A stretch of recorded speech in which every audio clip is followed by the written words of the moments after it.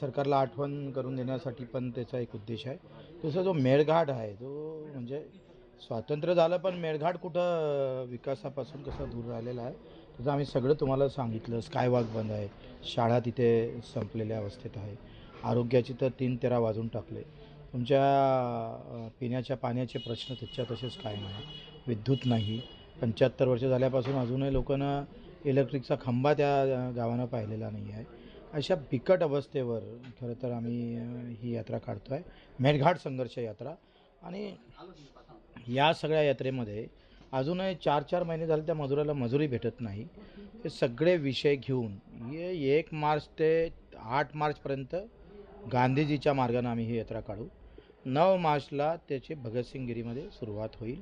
अतिशय उग्रपणे त्याचे प्रश्न आम्ही सरकारच्या समोर आणणार आहोत. त्यावर सरकारने निर्णय घेतले पाहिजे. आणि मेळघाटवासियांना मी आवाहन करतो का ही मेळघाटल्या याच्यातली पहिली संघर्ष यात्रा असेल. मला वाटतं हे सगळं दिशा देणारी एक यात्रा राहील.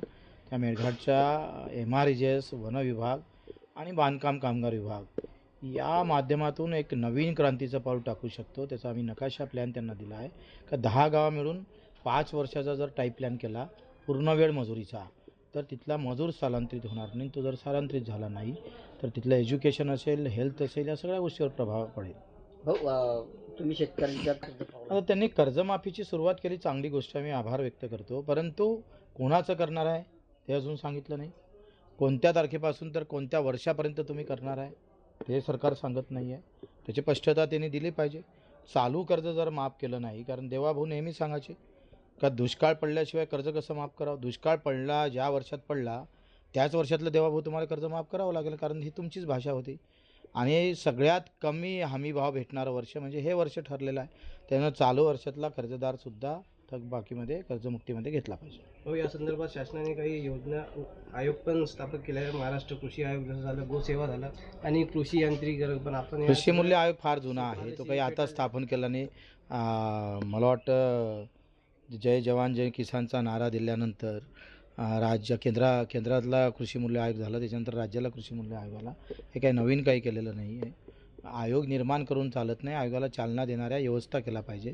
तुम्ही कृषी मूल्य आयोग झाला पण हमीभाव भेटला का? MSP भेटतं तुम्हाला?